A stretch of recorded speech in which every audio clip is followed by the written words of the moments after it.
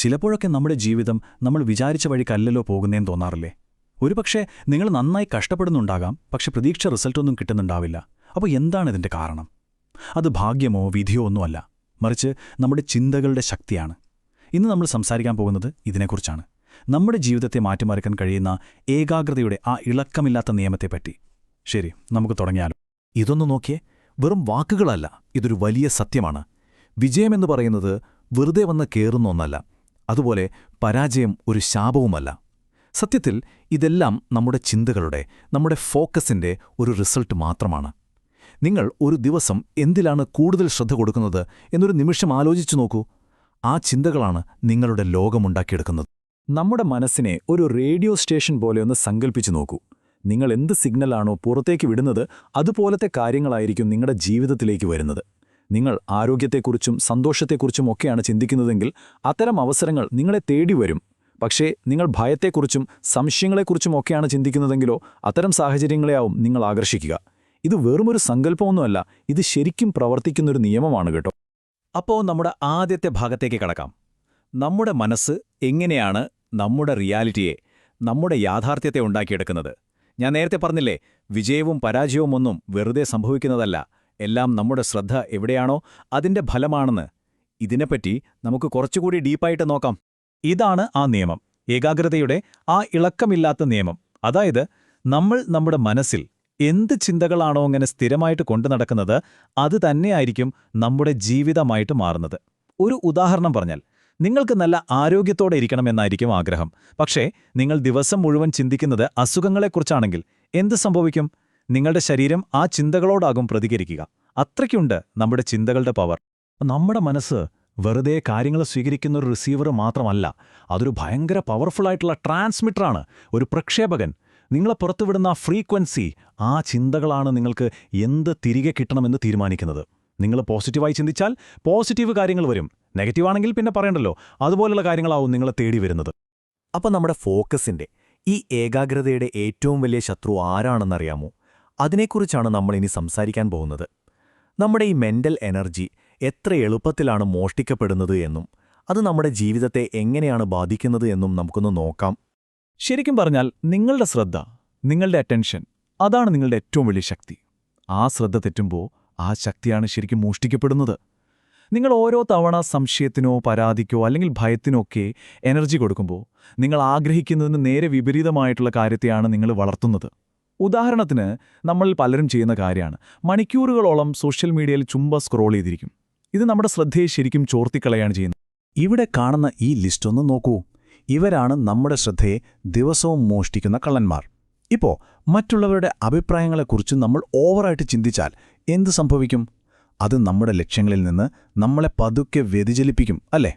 ഒരുപാട് പേര് ഇത്തരം കാര്യങ്ങളിൽ ശ്രദ്ധ കൊടുത്ത് സമയം കളഞ്ഞിട്ട് അവസാനം ജീവിതത്തിൽ എന്തുകൊണ്ട് മുന്നോട്ടു പോകാൻ പറ്റുന്നില്ല എന്ന് അത്ഭുതപ്പെടും. ശരി, ഇപ്പോൾ നമ്മൾ പ്രശ്നത്തെക്കുറിച്ച് സംസാരിച്ചു. ഇനി നമുക്ക് പരിഹാരത്തിലേക്ക് വരാം.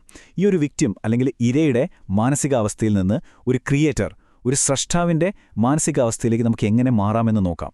ഇത് നിങ്ങളുടെ ജീവിതത്തെ മാറ്റിമറിക്കാൻ പോകുന്ന ഒരു വലിയ ഷിഫ്റ്റാണ്. ഈ ഒരു താരതമ്യം വളരെ പ്രധാനപ്പെട്ടതാണ് കേട്ടോ. ഒരു ഇരയുടെ മാനസികാവസ്ഥയിലുള്ള ആൾ ചുറ്റുമുള്ള സാഹചര്യങ്ങളോട് പ്രതികരിച്ചുകൊണ്ടേയിരിക്കും. പക്ഷേ ഒരു സ്രഷ്ടാവിൻ്റെ മൈൻഡ് സെറ്റുള്ള ആളാണെങ്കിലോ അയാൾ സാഹചര്യങ്ങളെ തനിക്ക് വേണ്ട രീതിയിലേക്ക് മാറ്റിയെടുക്കും. ഒരു ഉദാഹരണം പറയാം.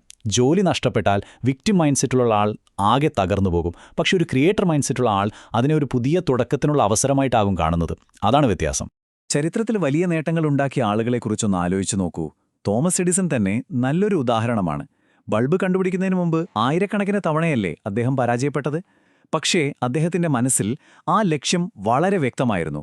ലോകമത് കാണുന്നതിനു മുൻപേ അവർ അത് അവരുടെ മനസ്സിൽ കണ്ടുറപ്പിച്ചിരുന്നു.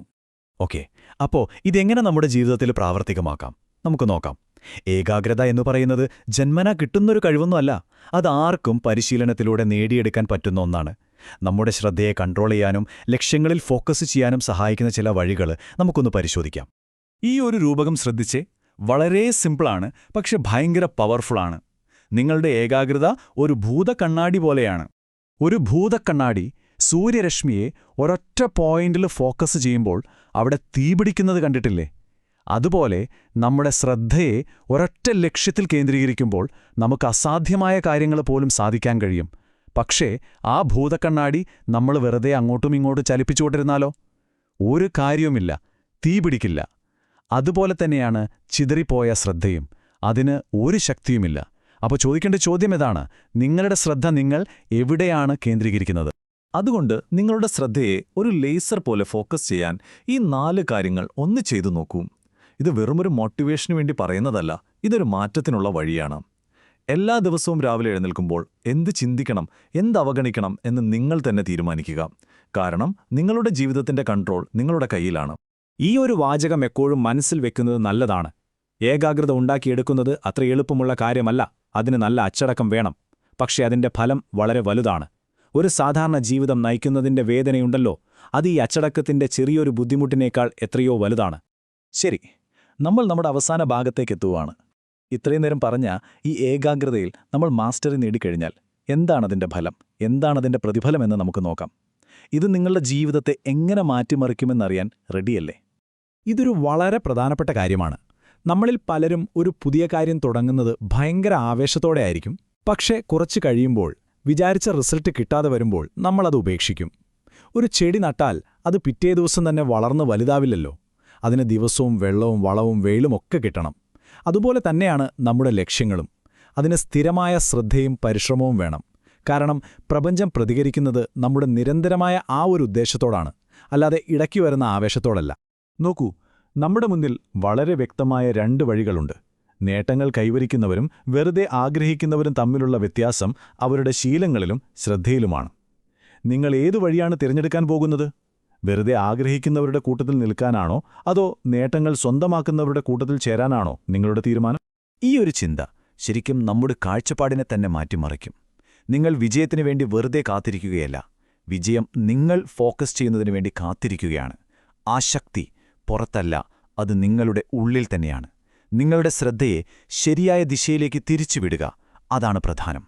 അപ്പോൾ ഈയൊരു വിശകലനം അവസാനിപ്പിക്കുമ്പോൾ എനിക്ക് നിങ്ങളോട് ചോദിക്കാനുള്ളത് ഇതാണ്: നിങ്ങളുടെ ശ്രദ്ധയാണ് നിങ്ങളുടെ ഏറ്റവും വലിയ സ്വത്ത്. അതിനെ നിങ്ങൾ സംരക്ഷിക്കുകയും വളർത്തുകയും നിങ്ങളുടെ ലക്ഷ്യത്തിലേക്ക് തിരിച്ചുവിടുകയും ചെയ്താൽ നിങ്ങൾക്ക് നേടാൻ പറ്റാത്തതായിട്ട് ഈ ലോകത്തൊന്നുമില്ല. അപ്പോൾ ഇപ്പോൾ മുതൽ നിങ്ങൾ എന്ത് നിർമ്മിക്കാൻ തുടങ്ങും? നിങ്ങളുടെ സ്വപ്നജീവിതം കെട്ടിപ്പടുക്കാൻ ഇന്ന് ഈ നിമിഷം തന്നെ തുടങ്ങിക്കോളൂ.